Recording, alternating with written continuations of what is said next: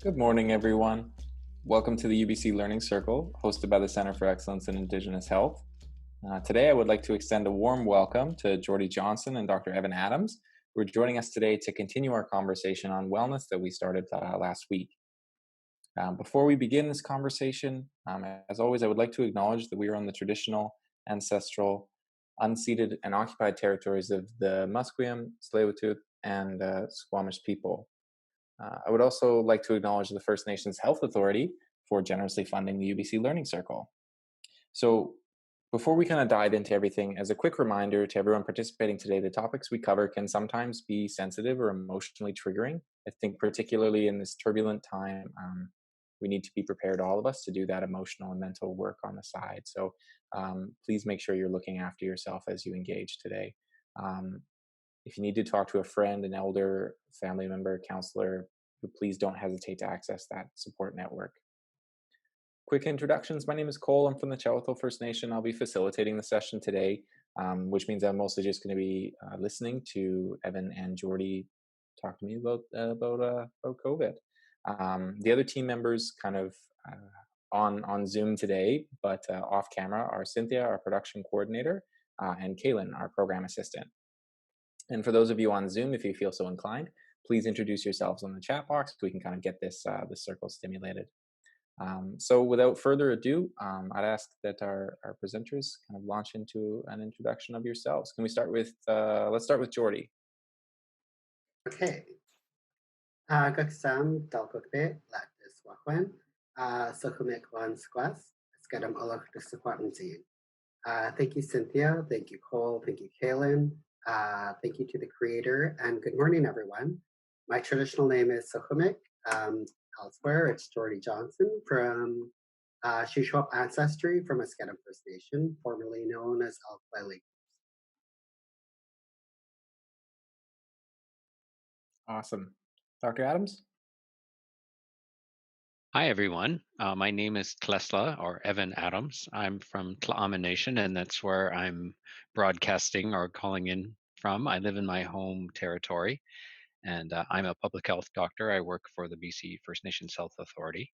And even though I'm not the executive lead at the First Nations Health Authority, there really are a number of us there who are working on these issues. So I'm quite happy to have a conversation with people about COVID, and we're going to be quite wellness focused today, as in, what is, how's it going for you? What are you doing to stay well? How are you feeling? What are you doing that's helpful or good?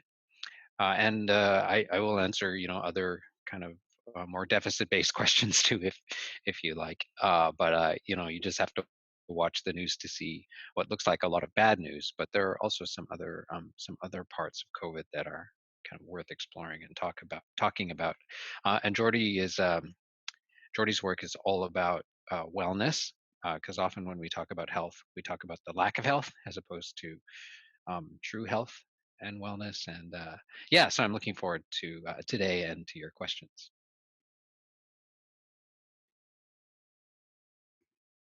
Fantastic. Thank you both very much. I think you hit the nail on the head there, Evan, in the sense that we really want to be focusing on the wellness practices that can keep us all kind of, sane and feeling good in this time. I know I myself, my partner was recently traveling, so I'm on day 13 of actual self isolation, and it's been it's been a time.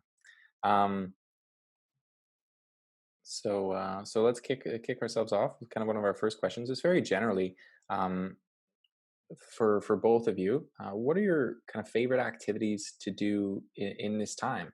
Evan, you mentioned that you had gone home to your home territories. What sort of things are you engaging in to kind of keep the days fresh?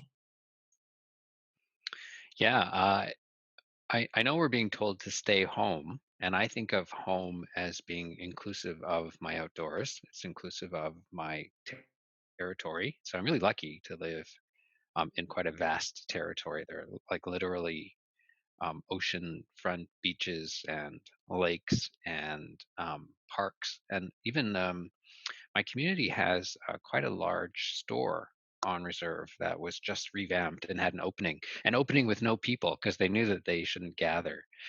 So it's kind of a opening in our own mind, and it's quite a lovely space. So and it's quite, people aren't out, so I go there. I'm spending a lot of time though indoors, just organizing all those things that I just have never had time to do. Like there's a garden bed that I've always wanted to get ready, and I'm going to plant some potatoes. It sounds so almost pointless and ridiculous, but that's what I want to do. I want potatoes. So yeah, and lots and lots of other things. Way too much TV. Sitting around with my dog. I'm really enjoying visiting with my husband, and I'm spending a lot of time on the phone with my kids because my kids are not in my household. 4 of my kids are adults now, and they're off on their own. And when people are not in your household, they can't come and visit you because of social distancing. If everyone came for dinner and we said we were going to keep 2 meters apart, that's still a gathering, and we're discouraging that. So my kids are not coming over. I'm talking to them on the phone, but I'm quite enjoying that. That's nice. Awesome. Jordie? So for me, a few things that I've been doing is cooking a lot. I think I set my own record on how many meals I've cooked in a row. But sometimes that includes learning new things because, for example, I'm learning how to marinate and just like doing new recipes that I've never tried before. Things that may be simple for others, but for someone like myself, I've never done. So it's trying new things. It's walking new paths that I've never taken or never run because I was trying to train for a marathon before the pandemic happened. So now it's learning these new routes, especially when it comes to social distancing. So just learning those routes that are less traveled, and a lot of use of technology. So connecting with friends, family through these technologies. I'm learning to see myself in these little video screens, learning to listen to my own voice, right? And something else that I'm kind of taking up is learning other cultures because I love learning about other cultures and languages. So lately, I've been learning about Northwest Territories and their stick games. So I've come to this part where I've watched, I think, about 10 of those videos in a row and just hearing their songs. So sometimes it's just trying to learn new things and explore different areas that we may have never. So, yeah. Awesome. Yeah, thank you both. I think, particular to you, Jordie, I've also been trying to invest in learning some new skills. And some of them are absolutely, they're simple. I tried to take up photography. I always thought that photography was just kind of point and click. Um, Turns out that's not the case. It's very complicated, and I've had a heck of a time trying to learn. But it's a good time to do that. And Evan, to your point on kind of cleaning and organizing, my partner and I just recently completed a full spring clean of our entire house. Things that I don't think I've cleaned since I moved in. So it's on that note, we're more sanitary than we've ever been. So that's a positive. Um, right on. So we're just going to move on down through these questions here. Thank you all very much. Um, I love that. I think that's really funny that your house is cleaner than ever because mine definitely is, and I'm quite liking it. But it's kind of work that I'm not accustomed to for sure. Like yeah, I've taken to cleaning the bathroom and um, emptying the dishwasher in the morning, and I've not done those before. That's been other family members' work, and it's it's odd because it's not that much work putting away dishes. It's just hmm different, and yeah, it is you have to get accustomed to it. yeah. And I think that's all. That's only a positive thing, in my mind for sure.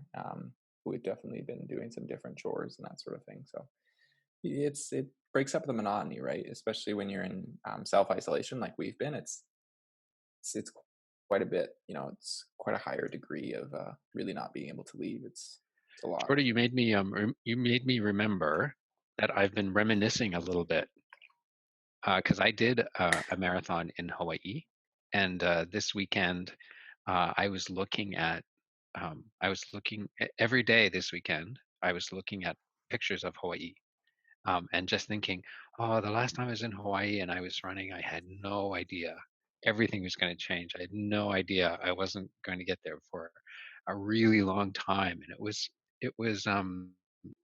actually quite sentimental and lovely to think about those experiences and how it was a different time. I had no idea how important it was. Um, I don't know. It's funny. It wasn't painful in any way. It was really sentimental. Yes, and the marathon that I was training for was actually supposed to be last weekend. So I was supposed to depart last weekend and be in my marathon. So I've kind of gone through those cycles of like anger, depression, those that full 7-part cycle of like, oh my God, this has affected like every aspect of my wellness in some points. So it's just creating new forms of wellness goals throughout these times. Yeah, absolutely. I think it's been challenging for a lot of different reasons.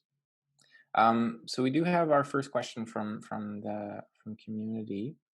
And Maureen asks, "Do you all have children?" Which I know Evan has already answered here. And has this changed your views on um, how much how much work your other partner does um, to work and then come home and look after the children? I think that might be a bit of a tongue-in-cheek question, but let's go after it. Has it really changed your view of how your household functions, I suppose? Yeah, for sure. I remember an elder telling me once before that I needed to learn how to stay home, and that being at home was not less work than being out of the home at a job. It was just different. And yeah, so that was kind of those were just words to me. It's like, yeah, okay, stay home, learn how to stay home. I'm good at learning. Um, it's nice to think of being at home as productive and useful, and a place where I can put in a lot of effort and get a good return. But it wasn't real, not like it is now, because I'm at home a lot, and there's so much to take care of. It's quite shocking, honestly.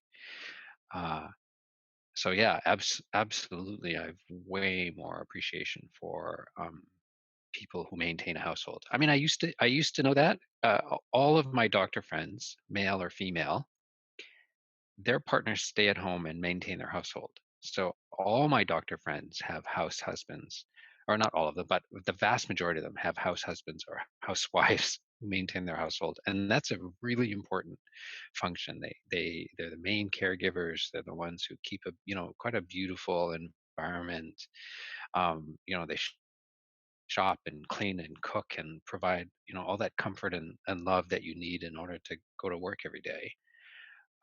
But it wasn't that real to me. So yeah, I'm really thankful. I'm very thankful.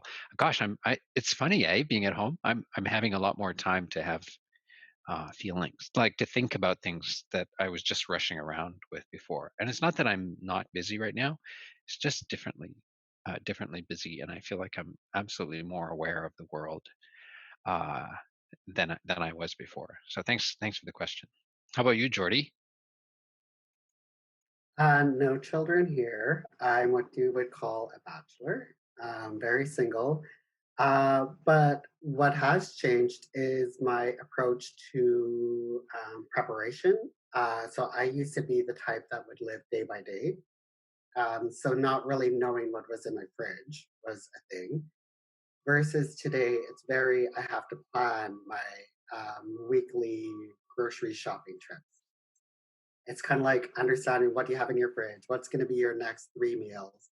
And it's just taking those preparation and even being like super prepared, having a plan for your plan because when you get to the grocery store, there is going to be a lineup of 50 people in downtown Vancouver that you kind of have to have like your when you go down this aisle, when you go down this aisle, because it's become very systematic. So in those regards, I'm more prepared than I ever was because I was living that day to day life. But now it's having these plans of what's going to happen for the next week is very different for me. So about children, I don't have anything to share about that. Sorry. Yeah. No, I think there's it's good to reflect on those things because ultimately, being a little bit more organized is a positive thing, right? I know I totally empathize with that point, Jordie, 100%. And Evan, thank you for bringing that up. I feel much the same in the sense that I'm a lot more introspective about my feelings and about that the way that I take space at home and the way that I kind of interact with other family members in particular, because there is no for our family, again, because we've been self-isolating, we can't get upset and then take space. Do you know what I mean? We can't physically do that right now, which I think leads us next nicely into our next question, which is kind of how do you support or how have you been supporting others, particularly family members, in this instance, in their wellness throughout this? Like, how do you contribute positively to the wellness of your household? I guess. Jordie, do you want to start? I started last time. Let's take turns. For sure. So for me, it's a lot of checking in with family a little more often than before the pandemic had happened. And then it's also just providing accurate information to them. So during these times, sometimes there's an overflow of information. So it's just trying to provide them with that information or those tips on how to keep themselves well. So during these times, I would say those are some things that I do for my family. And I might circle back after. Hmm. Well, I definitely feel like I'm the one in the know in the family because I spend almost all my waking hours on COVID. So I'm the one who's up to date. So my other family members kind of turn to me and they say, well, what do we do when this is happening or that is happening, or if I'm having this thought or that thought? So, for instance, one of my sons has a girlfriend. They're just 15, so they're not. It's not like they live together. They're just high school sweethearts. But he can't visit her. And it's very upsetting to him. He's trying to figure out a way that he can leave one household and go to another household, and interact with her and not maintain a 2 meter distance. And then I have lots of nephews and nieces who are learning how to keep a social distance. One of them brought a friend home for Easter, and that was very upsetting to have someone arrive in our little village from somewhere else and have him, try and push him a little bit to figure it out. It's like, yeah, you can't really do that. Um, I don't care how safe you think she is. You can't be bringing strange people here because we don't know that person. Maybe you think you can trust her to not be a risk, but we don't know her, and we have valuable family members that we're not bringing. We're not bringing your strangers in on your word. So how do you say that uh, to them?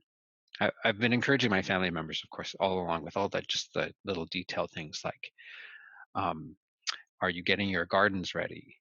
Have you made your masks? Do you have bleach and rags and wipes in your car for when you go to town? Um, we have to get ready for when someone gets sick. And, most of us, when we get sick, we're not going to be very sick. We'll be mildly sick, but they still need to isolate or, quarantine. Some of them will need help, like if they're kids or if they're older people, they'll need help. So that means some of us will be assigned as caregivers. So I'm reminding them of all those things. And of course, I'm always there for emotional support. And quite a few of them have been pretty sad, um, a bit upset. They're having to do things like stop their family members from going out, and that's hard on them. So they say, they'll say to me, "Oh, I had to stop this or shut that down, and it's stressful, and I feel bad about it."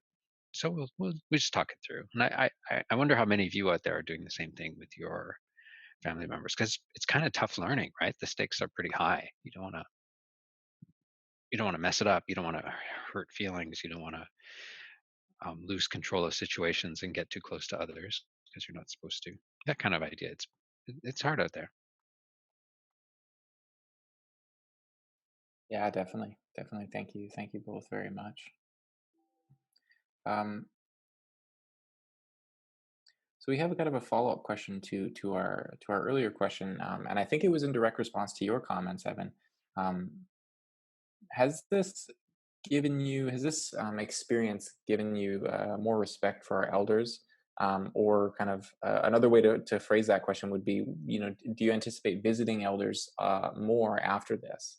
I know myself personally taking a swing at it 100%. I think that um, as much as we value not just elders but other family members or knowledge keepers within our kind of our networks of access, I value them greatly, but being unable to just to connect with them and to feel connected as both as a community and as a family unit has been deeply upsetting for me over this past couple weeks, and I think that I'm really looking forward to when it's safe to access them again. But I'd love to hear from you, Evan, Jordie.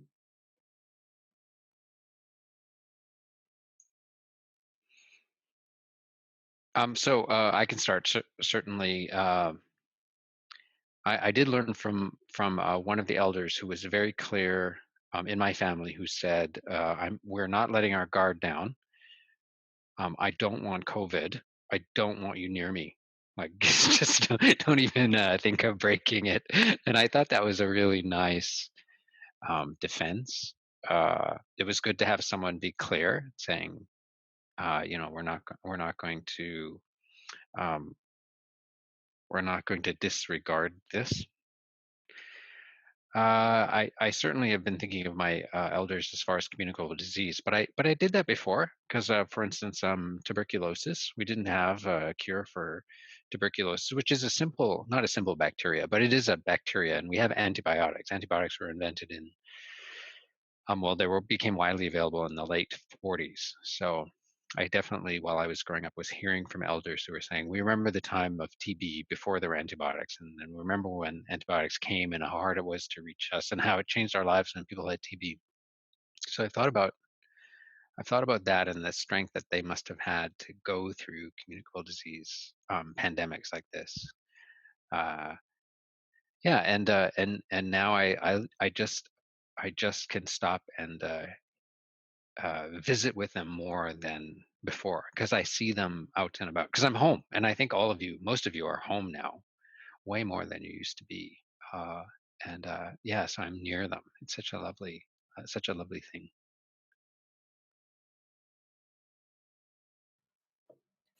Jordie, do you have any comments? Yeah, I would just say that there is a greater appreciation and respect for the knowledge that they carry with them, especially when it comes to things such as land-based healing, the importance of hunting, fishing, gardening. So just that food security and food sovereignty seems very important at these times. So lot more appreciation for their words. They were appreciated before, but now it's yeah, a little more appreciated. Yeah, absolutely. Thank you both very much. Um, I think kind of just naturally we have another question talking about an end date, and I think it kind of relates to what we're talking about here. But I don't want to ask you guys for a specific end date because I think that's an unfair question. We're all very much kind of we're all learning about it as it evolves, and I think it's really difficult to try to set an end date. I think a more appropriate question would perhaps be kind of how long would you, both in your personal opinions or professional opinions, expect our communities to be prepared to enforce social distance measuring? Um, you know, how long do you think that could possibly go on? How long should we be prepared to do that work? I'm sure I'll try and be quick because it is guesswork. H1N1 took 9 months from when it started until a vaccine was widely available. Um, I've heard some people saying that it could take a year or a year and a half, which takes us, to next April. I think people need to prepare that at least until September 30th. This is probably where we're going to be, which is, the entirety of this summer. And there will be a new flu season starting uh, on September 1st.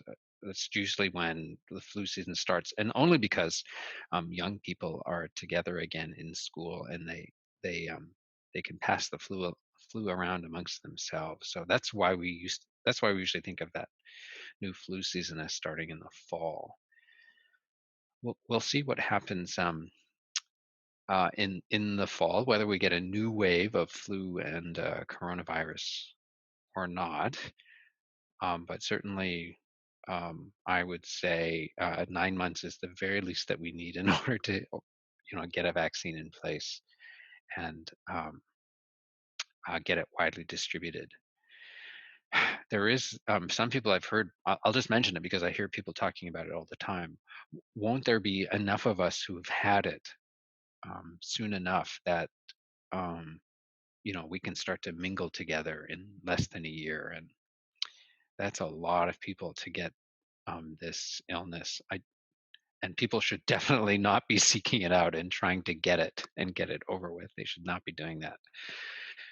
So the plan is to keep social isolation, wait for a vaccine, and not try and get it, so that a huge number of us have had it and are thus immune. That's not a good plan. So I'm personally myself, I'm thinking, yeah, about a year. This is going to be about a year. It's a marathon.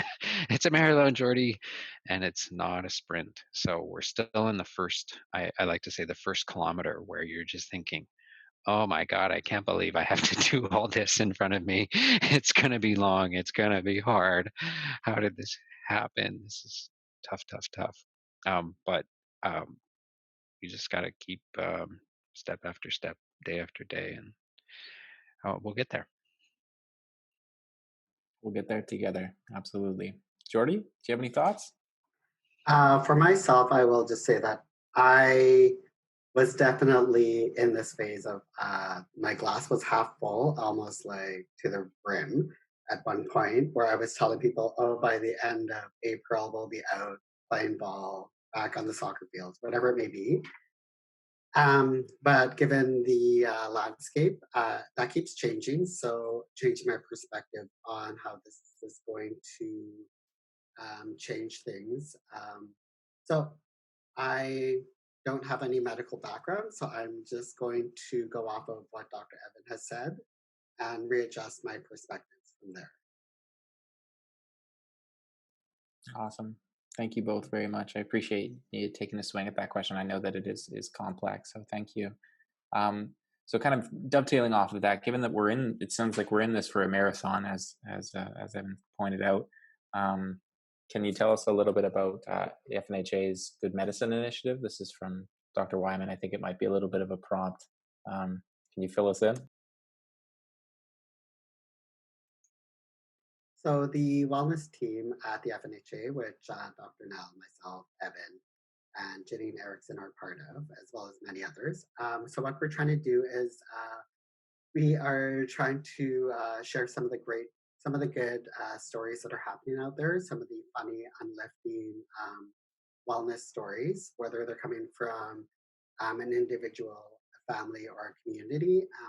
So I believe this week, so I think we've already shared about 4 or 5 stories under the Good Medicine Initiative. In the upcoming week, we'll have some community stories coming out, 3 or 4 of them, on what some communities are doing to support each other through this time. And I just wanted to add that we knew that people were kind of suffering mentally more than they were physically, because actually the number of First Nations people in Canada who've tested positive for COVID is under 50. For almost 700 First Nations and Inuit villages, um, under under 50 people have tested positive. But there are, a million of us who are basically in lockdown, and so our strain is psychic. It's psychological. It's not physical. So we wanted to check in with people. We wanted to remind them that we can be well. This is not just a time of being of pain, and we wanted to hear each other's stories about how they were doing and what they were doing that was good for them, keeping their minds and heads on straight. And I just love hearing from people about how they're doing. One of the things that I've been doing for my own mental health is watching social media and looking for those people who are having really interesting and profound thoughts about where they find themselves. I've been quite loving getting glimpses into what people are doing and thinking that are positive and good and transformational. So I hope that people will share those stories with us. Yeah, thank you. I think that's a really good point as well. We talk a lot about kind of the negative impacts of social media during this time, and it's important to remember that it can be a tool for positive change and positivity generally, as long as we allow it to be that way, right? So, thank you very much for pointing that out, Jordy. Did you have something else you wanted to add? Yes, so if anybody does have anything they want to share within their own stories, photos, you can send them to wellness at FNHA.ca, and members of the wellness team will get back to share your story. Awesome. Thank you both. We'll have all that information in the post-session documents for anybody that's reviewing this after the fact and wants to get in contact. So we're going to kind of switch gears a little bit here and talk about frustration. We've had a couple questions on it. So I'm going to start with a kind of an anecdote from one of our community members. It says, a lesson learned or a lesson that I've experienced is the importance of having a family meeting early on to agree to precautions everyone will take and commit to, because there are some family members that maybe are on a different page as to what how the family unit should act. And I think it kind of harkens back to your story, Evan, regarding the youth in your community that brought an individual in and everybody else was kind of uncomfortable about it, right? Because then when there are some family members that don't take those precautions that you've all kind of agreed on, what do you do? It can be really distressing, right? And then a similar question as how are you dealing with that frustration of seeing people not following the rules either outlined by a health authority or by your family that you've all kind of internally agreed to? Any recommendations for those that are kind of struggling with these frustrations of people not following precautions set down by health professionals and others?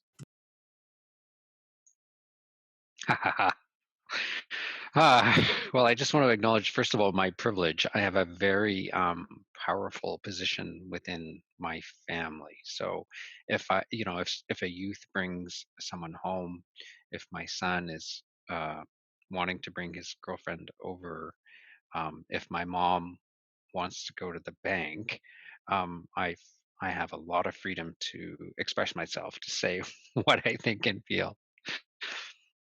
For others, that may not be the case. They uh, may find that they have to negotiate. Maybe negotiate isn't the right word. Maybe educate is a better word. Just to give an example, very early on at the First Nations Health Authority, we were getting phone calls and emails from community members saying, so and so is just traveling. They arrived home and now I just saw them at the store and I know they're supposed to be self-isolating.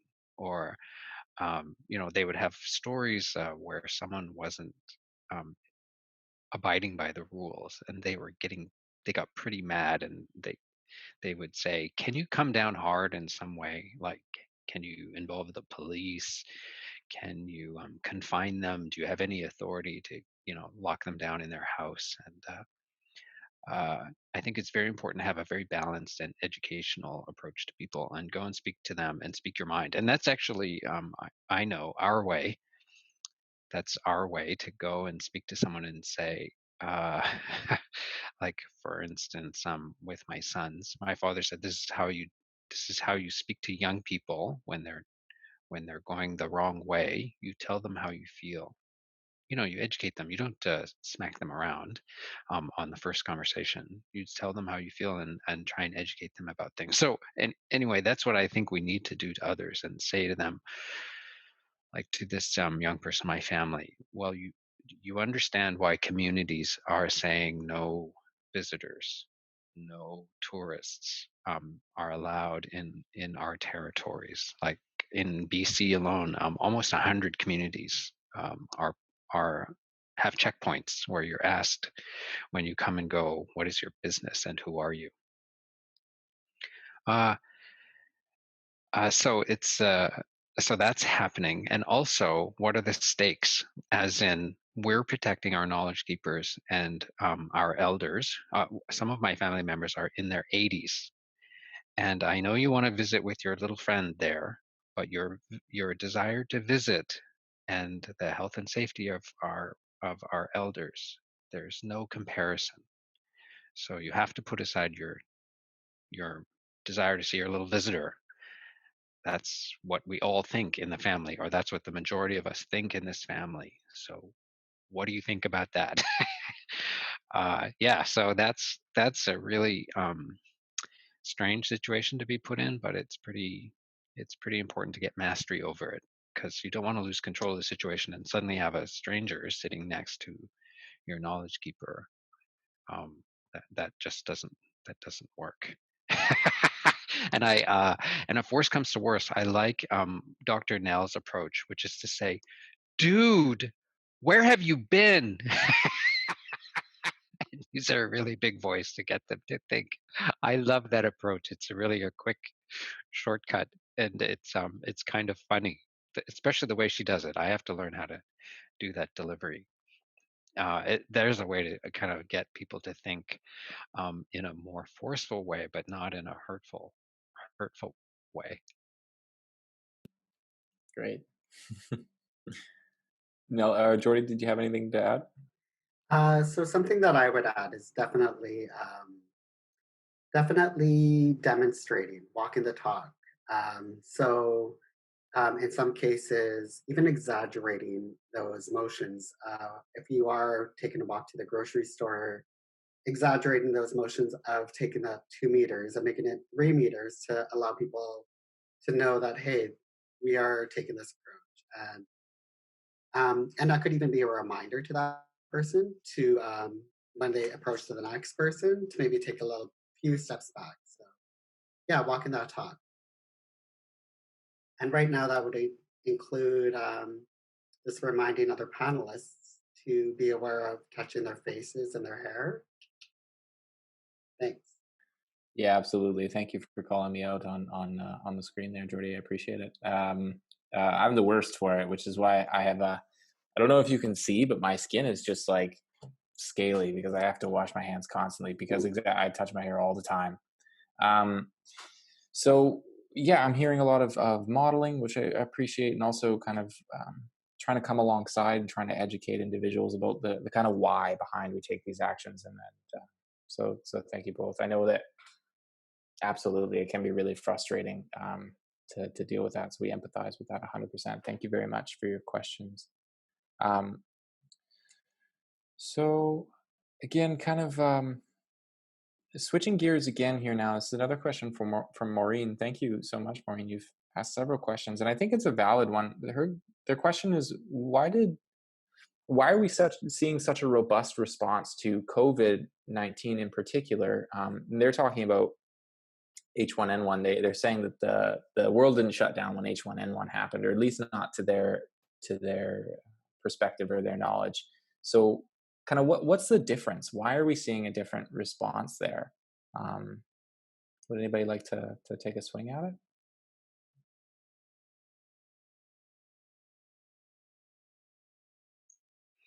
Sure. Well, H1N1 we've seen before.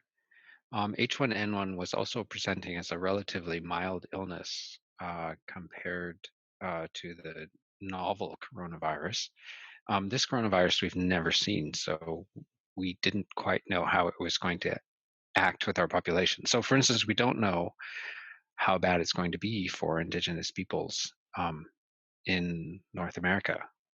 Not quite yet. And we're hoping it's not going to be as bad as the outbreak in Navajo country, where they've experienced a number of deaths. So the best thing to do was to try and prevent it. So this lockdown that we're enacting to try and prevent transmission is something that we've not seen a lot of in the Americas. We saw hints of it in Asia with MERS and SARS, where a government can come down pretty hard and try and have the population not intermingle so that they wouldn't be spreading the disease throughout communities. And it would have interesting effects because that's hard on a population. I think, for instance, in Europe, where individual rights as opposed to the good of community are pretty firmly entrenched. In public health, we often talk about the rights of the individual versus the good of society, and they have to be in balance. And in some places, people believe very strongly in individual rights more than the good of the whole of society. In other places, they might swing the other way. The whole of society is way more important than individual rights. I think we always have to fight to keep a balance. We've had this for a long time. So let's say I had TB. My right is to live my life, go to town, buy things, go to work, pursue money and career. But the good of society is that they should be protected from someone with TB somehow, some way. So how do we balance those? So anyway, we're facing this now, and it doesn't surprise me that some people are bucking and saying, "I want to have things the way they used to be. I don't like this at all." And others who are saying, "Well, I get it. We need to protect sections of society, and I will just do my best to try and deal." And everything in between. So when I'm on social media and I'm seeing people expressing both of those, I pretty much expect it. I think what I do find frustrating is when people have kind of outrageous ideas, like I don't know, government leaders are trying to murder us in our beds, kind of uh, what's the word? Anyway, when Conspiracy I see theories? those, yeah, conspiracy theories. Thank you. That's the right word. When I see those, I think, yeah, that's not quite what this is about. Let's kind of come back to the real story, which is, we're trying to protect ourselves from a communicable disease, which we've done many times over. For Native people, we've done that a lot. That was a long rambling answer. Sorry. That's okay. It's okay. I think it's a difficult question. And I appreciate you bringing up the colonial history of the country and how indigenous people have faced these sort of situations in the past. I think it's important for all of us to recognize that, and importantly or positively reach into and lean into that resilience that we've shown time and time again as communities. We've been through this before or something similar, and we can continue to be strong and be healthy and come through it, right? Jordie, Yes, do you and have anything? we do Sorry. have to rely on relationships that we've established in the past. So if you don't trust your doctor, if you don't trust your local hospital, if you don't trust um, your prime minister, then that's going to show at a stressful time like this. And we hope that you've had time to develop those relationships so that you know where to go um, if you should need help. Like you can trust your family doctor or your local emerge department, like or one of my doctors at the First Nations Health Authority, that you just have a sense that someone is there to help you and you can reach out if you need it. Awesome. Thank you. Jordie, do you have anything to add? That's just something very simple. Just that that we can't, like, we have to be more accepting of that a lot of the stuff that is happening is out of our control. So this is a time where we should focus on what we can control. And sometimes that is just being kind to one another, being calm, and just remaining safe for each Great. Thank you. So this next question is a little bit. I'm gonna wrap myself. I have a question. I'm gonna kind of wrap it into an anonymous question that we had posted.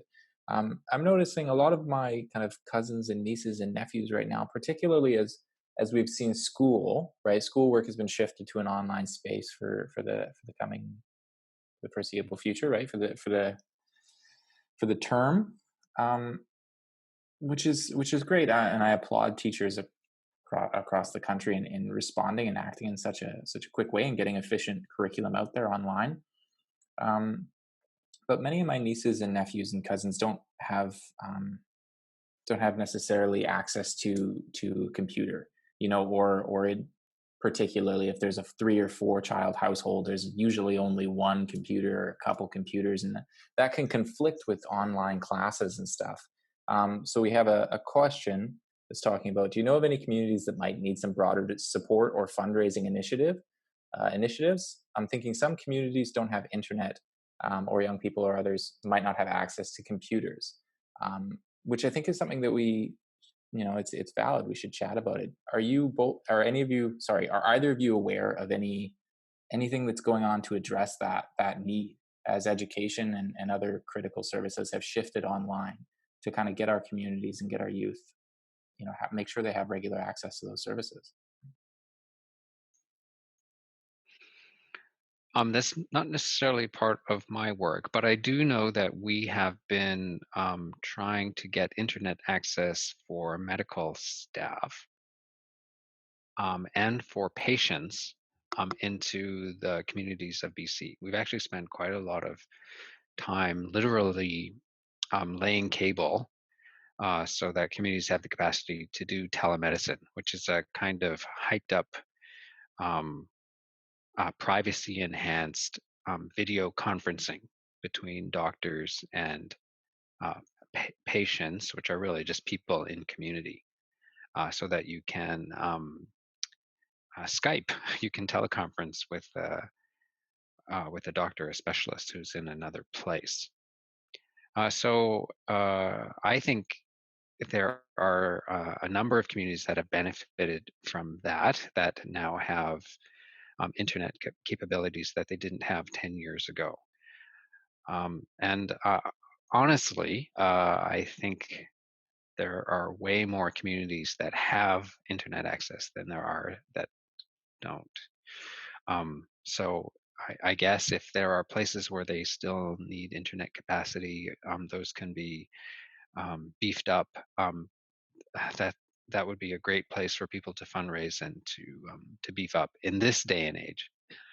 I think we all see that we need to be connected in a better way virtually. So I would be supportive of any efforts in that area, and I hope others are.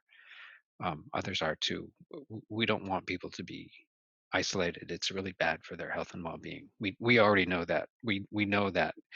I'm very often a part of inquiries where bad things happen to people um, because they're isolated, because there's no one looking out for them. That's very real. So yeah, we need to be connected. Great. Just sharing one of our community stories that we've received is from the Nishka Elementary Secondary School, which is part of the northern communities. So what they've done is they had a little parade that was led by their school bus and by some of their staff and vehicles behind. And what they did through this parade was they've kind of provided students with a package, and the package kind of included um, some some information or some gifts to continue learning. So sometimes it's just providing those opportunities to continue learning throughout this time. And that's just one of the great examples that we learned through what some of our other communities are doing. So it'd be great to hear others so that way we can share what other communities are doing with each other. Awesome. Yeah, absolutely. And if you have any positive stories or any information to share in the chat box, please feel free to do so. We'd love to all kind of share in it together. Um, Thank you both very much. We have a comment from Maureen says, it's the touch and laughter that children and that others are missing, and that we hug our children more, talk more, play games, go for walks would really help them connecting amongst the family members again. And I couldn't agree more, Maureen. I think it's really important in this time of as Evan says, of isolation, and isolation can kind of lead to undesired outcomes. We need to make sure that we're connecting with the people that we can while we can, right?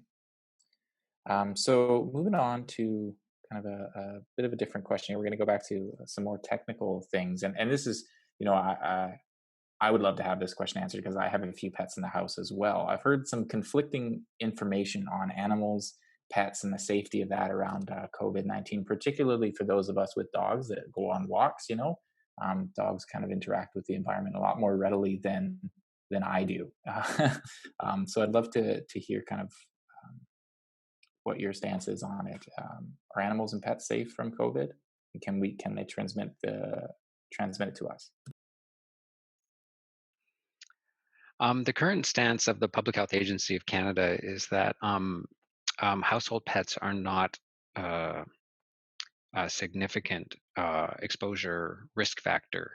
That let's say I have COVID, it's not a big risk that if I pet a dog and then that dog goes over to you, that I'm able to transmit my COVID over to you via my dog's fur, or by that dog actually getting COVID in their system.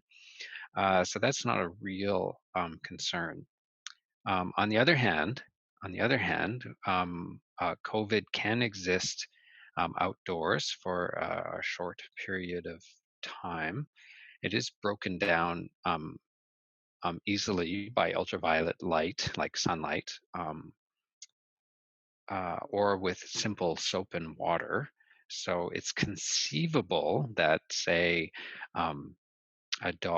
maybe a dog can't really transmit the virus or carry it on a soft surface like their fur, but it's conceivable that they could have it on, say, on their feet, on mud. It's conceivable.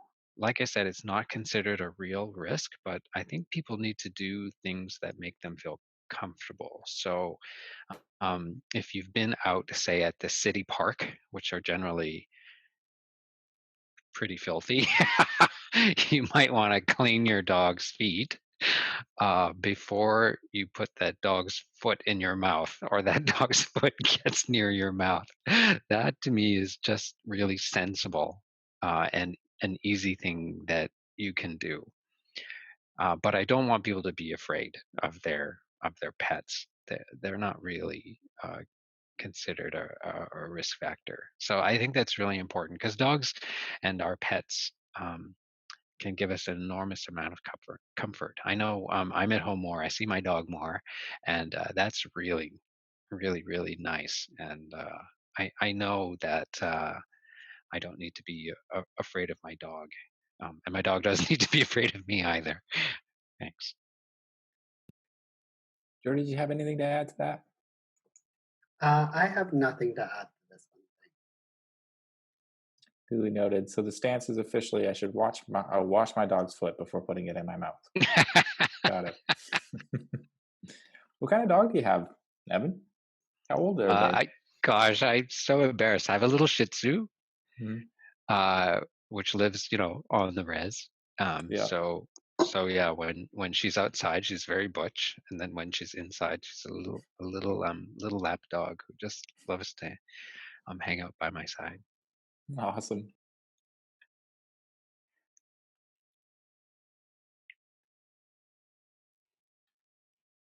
Oh yeah, I should emphasize that soft surfaces are not a good way for transmission of coronavirus. For some reason, the coronavirus doesn't live well on soft or absorbent surfaces, and lives better on solid surfaces like plastic or metal. Not not so well on, say, cloth or fur. Right. I'll have to look up why that is, but we should all be very careful about surfaces. They should be cleaned regularly. One thing that helps me remember that is um, at buffets, people were getting COVID from buffets, but they weren't getting it from the food. They were getting it from the handles around the food. Mm, So that's a good way to kind of imagine where COVID might live when you're out and about, like when you have to go and do your shopping.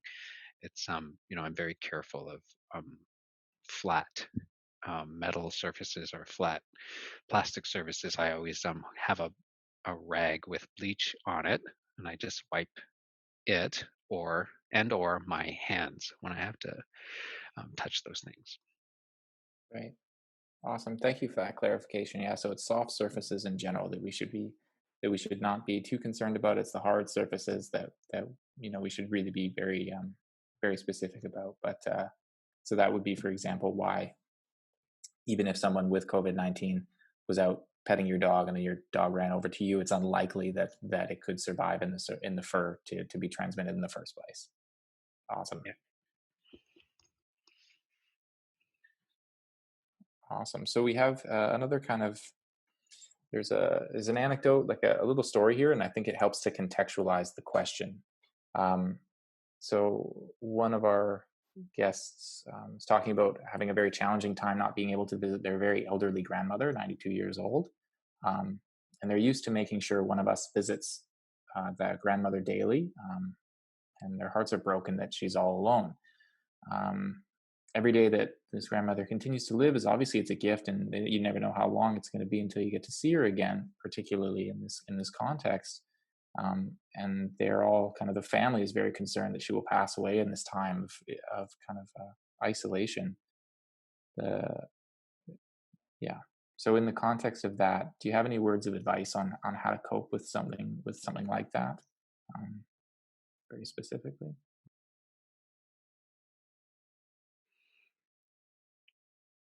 So I'm assuming that this person has already tried other ways of visiting, either virtually or from a distance or through a pane of glass, where one of you is indoors and the other is outdoors.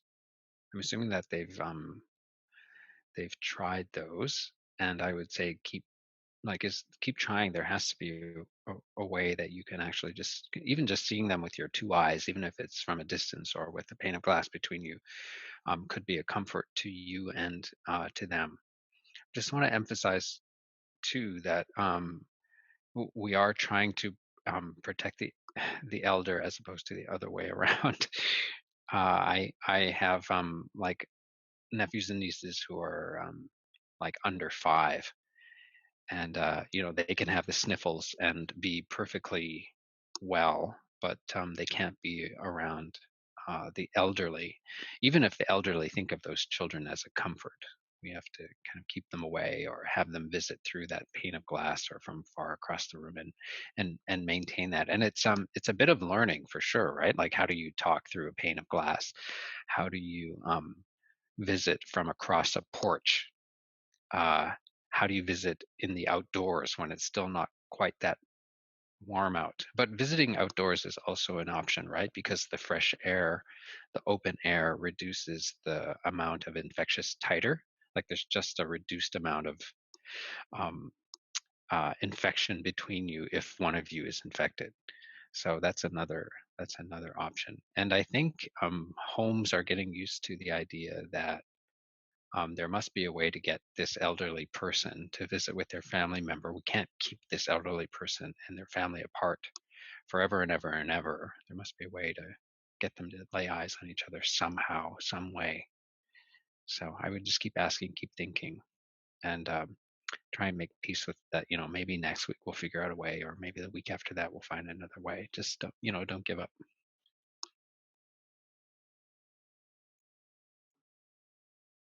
So thanks, Evan. Those were some great examples on innovative ways to connect physically or even through that physical distance to our loved ones. And sometimes during these times, we've got to be reminded to even connect spiritually.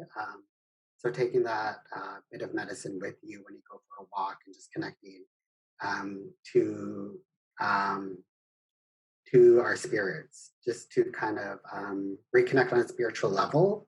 So in addition to those innovative physical distance connections. Great. Yeah. Thank you both. I'm hearing, persevere and make sure that, we can continue to try to innovate and think of ways that you can connect because that threat of isolation, that it's real, and we need to make sure that for both parties that we can continue to connect.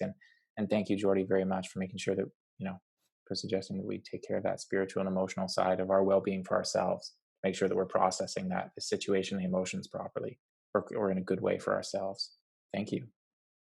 Um, the next question, kind of going back to something a little bit more technical, one of our community members asks, how effective are homemade masks? What are your guys' thoughts on homemade masks? Because I've seen a lot of it on social media, kind of little, how to make us a homemade mask in 30 seconds or whatever, right? And so I'd love to hear what your thoughts were on that.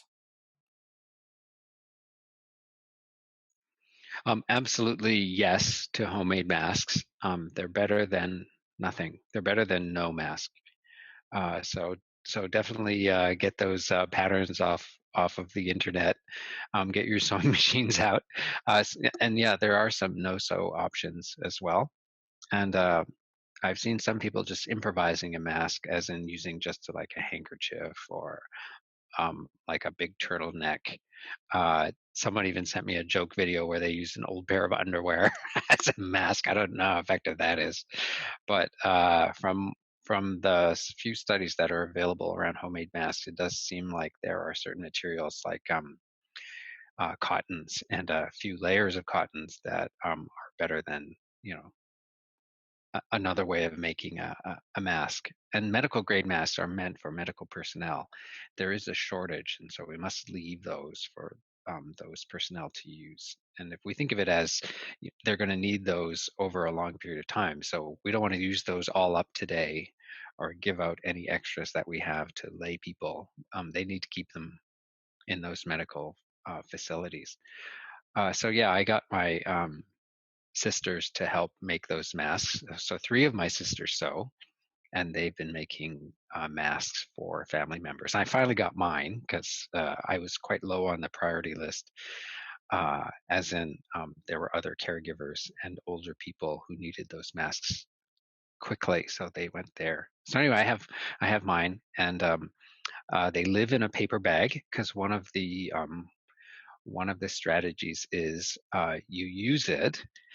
Let's say I go to the store for half an hour, and then I put it in the paper bag.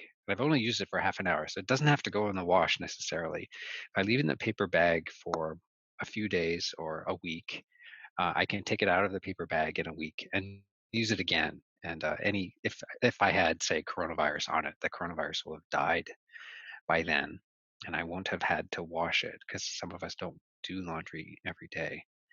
So you have a few masks in rotation for those few times in the week where you have an exposure risk.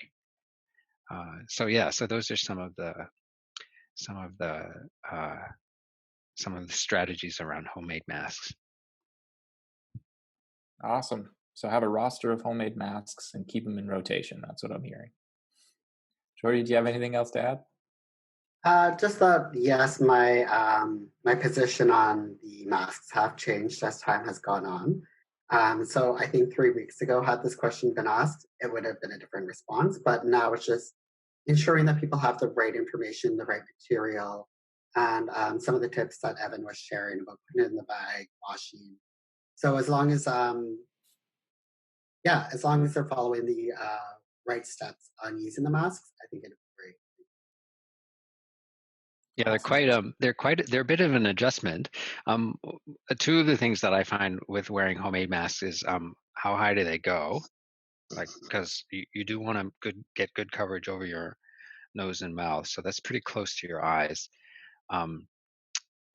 They can be a bit of a they can feel a bit uncomfortable on your ears because your ears are carrying the weight, and then they muffle your speech, so you have to speak up a bit. but uh, but that's okay, right? It's all just you're just learning how to deal with life while wearing a mask. I think most people are getting used to it, as in others, when they see you with a mask, are not even blinking. Once in a while, I'll have someone give me an odd look, but I don't really care about that.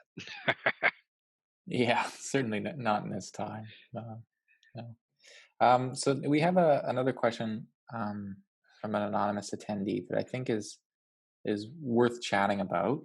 And their question is specific to kind of feelings of isolation that may lead to increased substance abuse, et cetera, et cetera. So my question out of that is, how can we how can we support family members or community members that may have a history of substance use and that sort of thing in our community? How can we rally around them? How can we support them during this time? Because it's challenging for all of us. Do you guys have any thoughts on that? Maybe Jordie, if you want to lead us off. Definitely. So FNHA, I believe we may have shared some information on substance use, and as well as taking that safe approach when talking to somebody about this. So I think we have some great resources coming from some of our doctors on how to start these conversations and how to have these conversations. And I'll turn Yeah, it. and I would say that drinking and drugging is one way to cope with the stress or maybe triggering environment that we find ourselves in. It's one way. There are other ways of coping, ones that maybe have less of a cost to them, because for some people, their drinking and drugging can be very risky, to their health and well-being, to their other family members. So we need to pull out all the stops and find other ways of coping with our feelings. So I see someone else saying, they take vitamins. Is that okay? Yeah, all of those self-care things need to come into play. Anything and everything that makes you feel well. And Jordie and I have talked about a number of those, including things like exercise.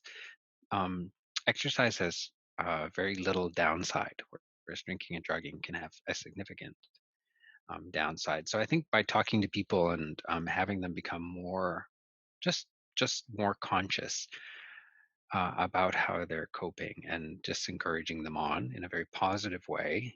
Let's find something else to do than just sitting around and drinking. Something else that you find enjoyable, that passes the time, that makes you feel good, because feeling good is a very normal human pursuit. There's nothing bad about trying to do something that you think is fun, or that is pleasurable. That's perfectly great. But yeah, some things are just more helpful than other ways of coping. Great. Yeah, thank you both very much for that. Um, can't agree more. I think Sorry. it's important that we support. Sorry, Jordie, go ahead. So I was just going to remind that some of the resources that we do have shared does have some great resources, such as online counseling and some options for attending AA or NA meetings. So we do have a list of resources for people online too, on fnha.ca. Awesome. Thanks, Jordie. Yeah, and we'll make sure, like at the Learning Circle, you'll receive an email after this session, kind of total error with this video if you'd like to review it. And in that email, we'll include all of these resources to make sure that you have a record of access, and you can look to use those tools if you need them. So we're kind of coming down to some of our last questions here. So we're going to jump back over. Maureen asks again, um, if they should be concerned when ordering takeout or getting purchased goods. And I think from what I heard from Evan is that if it's a soft surface, maybe not so much. But if it's a hard surface, I'm thinking, um, like a case of, let's say, Tide Pods or something like that, then maybe it might be good to give that a quick wipe down if it's a plastic or a metal surface. But if it's something soft, you're probably all right. Is that kind of our stance on it? Would any of you like to add to it? Yeah, that's definitely the case. So for instance, yeah, like you're saying, that bottle of detergent that's plastic, you might want to wipe that down with your cloth with bleach, but you don't necessarily have to wipe down the sweater that you're wearing that you wore to town shopping. That's I still do it a little bit. I will kind of wipe a soft surface, but I won't give it a good scrubbing. As far as food preparation, kitchens are and cooks are generally trained not to touch the food with their bare hands or to get any droplets uh, onto the food. Of course, you have to trust the place then that you're ordering food from, and definitely when you get the food, you should wipe the outer surfaces.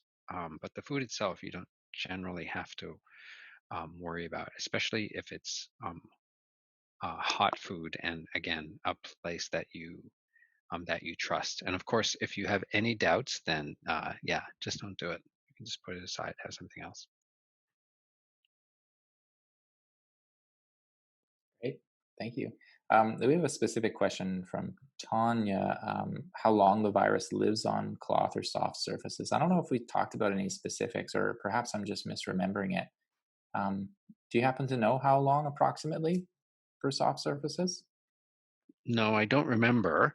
I don't remember, but I think it is under 3 hours. So, that's kind of the longest possibility that it can survive or live. And remember, again, the temperature or sunlight or uh, though even like I said, the fresh air can disperse um, the infectious molecules. Uh, and if there's any doubt, yeah, just give that soft surface a wipe down. It's pretty easy. All of that is pretty easy to do. You just have to get used to it. Awesome. Thanks. So then we have another question I think is really interesting, and it's regarding cleaning an OR mask to reuse it. Um, One of our kind of participants said they saw a video from a manufacturer where they showed how to clean that OR mask to reuse it. So, what are you guys' thoughts on that? Can you reuse masks from the OR? So yeah, I think theoretically, absolutely, you can. I'm assuming we're talking about an N95. That there are ways to clean some of them depending on what they're made from and how quick the usage is. Like I said, if you can put it in a bag for a week, you can just take it out of the bag without having cleaned it and just wear it again. And then there are others where you can, use a commercial disinfectant or cleaner that won't significantly degrade the mask, and then put the mask on again after, let's say, 30 minutes or enough time for that solvent or the solvent in the cleaner to disperse or dry out, and then you can use the mask again. But there are probably limitations to how often you can clean the mask before it starts to degrade too much that it doesn't meet requirements. But that's all part of the distribution companies or the makers of those masks, um, part of their work to tell you when and how to clean it and how many times you can clean it safely. But we know that masks are in short supply.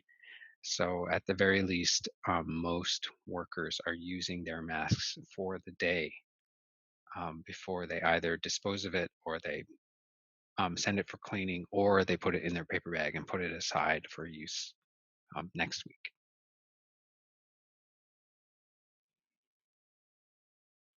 Awesome. Thank you. Um, Okay, so we're kind of getting a bit of a flood of questions. I feel like people are kind of realizing our time is coming to an end, and they got a bunch of questions here. So um, one of them that's come up here, which I think is really crucial. Is there a guide for healthcare workers on how they can protect their families after they're done their shift at work? I'm sure that many people, kind of working in hospital settings or something, I'm sure that each hospital has like specific kind of take home guidelines, but thinking perhaps for caretakers or caregivers in the community in particular, do you guys have any resources that you can share or any thoughts on that as to how they can protect themselves and then their family members? That is a great question, and I think that's probably something that we at the FNHA should post about. Uh, for workers who are having what would be called a significant exposure, like let's say you're a nurse in a hospital where people are coming in who are symptomatic, how do they, what do they do when they come off work? Like, do they shower before they come home? Do they have to, uh, leave their scrubs at work, or can they take their scrubs home and wash them there? Do they need to self-isolate, like not kiss their kids and keep 2 meters away from people in their households? Like those are important questions, and it would be nice if we could look for those answers. I've only heard through social media from my friends who are, establishing a routine. Some of them are staying away from their loved ones because they feel like they're getting significant exposures at work. Some of them are washing and like washing their clothes and showering outside of the household because they feel like they're bringing risk home with them. Some of them have like simple practices like the shoes they wear to work never come uh, inside the house. They like to wash their hair before they come in the house again, even though their hair again is a soft surface and not necessarily um, a way to transmit the virus. They're just doing what they feel is comfortable, but it would be nice to be definitive. I just want to remind people, though, that significant workplace risk is relatively rare and only the domain of healthcare workers, really. Like even like cashiers aren't facing extreme workplace exposure unless they're around someone who's symptomatic, who's coming within less of 2 meters of them, and spending time with them. So most of us are not going to be around that, or at least we know to avoid those kinds of situations in the workplace. So yeah, I had for instance, a police officer say to me, um, I hear that there was a worker who had symptoms 5 days ago in a store that I visited today. Do I need to self isolate? Like they're not clear that someone having symptoms 5 days ago in a place that you visited 5 days later is not a significant exposure, and they don't need to self isolate. So just in addition to that, so the FNHA is working with provincial and federal partners and actively monitoring and responding to COVID-19. And FNHA has also created a portal that kind of includes FAQs and information. And one of the portals includes information for people working within the healthcare profession. So there's resources for community healthcare nurses for injury or infectious prevention and control. Um, so we do have a portal at fnha.ca if you have any questions. And I believe we have an email, COVID-19 at fnha.ca for further questions. Awesome. Thanks, Jordie. Thanks, Evan. I appreciate that. We'll, again, as usual, we'll make sure that those resources are available for everybody after the fact, so they have a direct link to review that. And I really appreciate that point you made, Evan, about kind of being a little bit more realistic about kind of our exposure level and make sure that we're not kind of blowing it out of proportion. Because it is a troubling time, and it's easy to be scared or to be anxious about it. And I can totally appreciate and empathize with those emotions, but it's important to recognize that a lot of us are not at that high exposure or not in those high exposure environments. So thank you very much. Um, so one of the other things I wanted to touch on today was testing protocols, the point of care or kind of immediate testing. Because as we had talked about before the session had started, Dr. Adams, was that, you know, a lot of the times if you're symptomatic and you go in somewhere, and even if you're going to get tested, which is kind of a small amount of the population that can even access this testing, it has to go away for X amount of days. So you're kind of in this limbo where you might be self-isolating and not need to be. So do you have any updates to share on kind of where we're at in terms of developing that point of care testing? Yes, testing is a little bit of a complicated area because there are so few resources around testing in the world, because there's a lot of pressure on those resources. We're kind of saving testing for, well, first of all, for people who are symptomatic only. Like, you can't get a test if you're asymptomatic, if you're not sick. I heard a lot of people say, I just want to get tested. I feel fine. I just want to know if I have it or not, and I'm, an asymptomatic carrier, or if I've had it in the past, whatever. No, you can't do that at the moment. At the moment, those tests are safe for people who are symptomatic, and people who are in high risk groups, like someone who might be need to be hospitalized. Like, if you're symptomatic and you don't need care, you probably won't get a test. Symptomatic and you're a healthcare worker, because we need our healthcare workers. We can't just sideline them when they're not when they've had a significant exposure. We can't just say, "Oh, you've had a significant exposure, go home for 14 days." So we can so if they're symptomatic and they're a healthcare worker, they get a test. And some other groups are starting to shift and include more people, like someone who has another illness, like let's say you've had cancer or you have diabetes or something, and you're symptomatic. You can get a test fairly easily. That test is usually sent away, and then those results come back in a period of time. It can be a day, it could be 3 days, depending on where you are, which province, and how far you are from that laboratory. But we're introducing a new point of care test, an instant test. It's not available yet, but we're hoping to have it available within the next couple of weeks. And some of those point of care tests, those instant tests, will be sent specifically to First Nations and Inuit communities, particularly in remote areas where they might have difficulty testing, or where if you get someone positive, that could be an important index case, meaning that there are others in that small village who have it. So you need to know pretty fast. So those point of care tests will go there. So that's a new development that's been happening in the last few days, and we hope to have those up and running soon. But it's definitely a lot of organizing, getting those machines out, getting them calibrated, training people to run them, and then having training personnel in your village to take a sample from you, and put them through the machine and being confident with the results that come out. Great, thank you. I'm glad to hear that we're kind of on the way in terms of resources. But yeah, it is a process, absolutely. And to get those tests, actually, there's a difference between having the test available and have it up and running and functional in community. So we appreciate that distinction.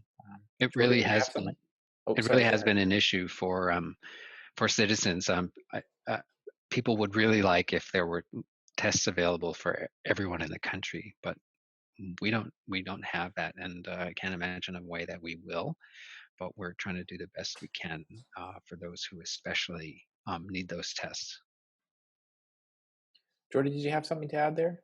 I just had something quick to add here, and that's just a reminder that FNHA has been working to create the Virtual Doctor of the Day program. So if you do not have a doctor or a nurse practitioner, or you cannot connect with your usual care provider, we do have the virtual doctor available. For those without internet connection, of course, there will be a phone number that they can call. So maybe I'll attach that with the resources when it comes time for that email.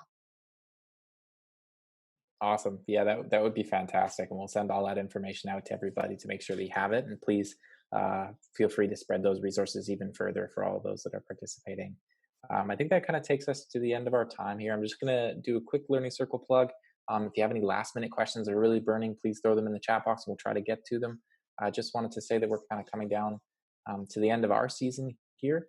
We have Denise going to join us later on this month, Denise Finley, and she's going to talk about relationships or medicine. So I think that's a really timely and great conversation to have. We're also going to have an updated May schedule, which is atypical for us, but I think given everything that's happening, it's important for us to kind of continue on this programming while people are at home and kind of looking for ways to connect. So we don't have that yet, but we'll have an updated May schedule as soon as possible for everybody, and that will have a few more sessions to attend. So I'm not really seeing any other questions or comments, so I wanted to take this time.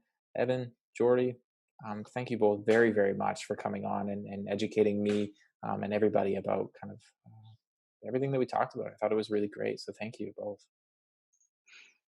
Yes, thank you, Cole, and thank you, Jordie. I think it's really important for us to kind of keep talking and talking and talking. This is all new stuff, and I'm really glad that we had a forum to interact with people and answer some of their questions. It's really great. Thank you, Cole, and thanks to your team. Thanks, Evan.